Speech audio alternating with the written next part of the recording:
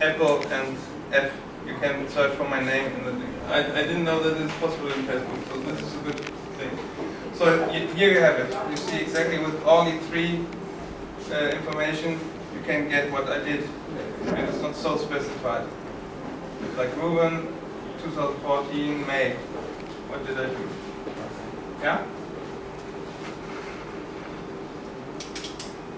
Okay. Very good. Thank you very much. So keep in mind, this is also a search engine at the end. So even in Facebook, you have a search engine. And in Twitter, the same. You have a search engine in Twitter.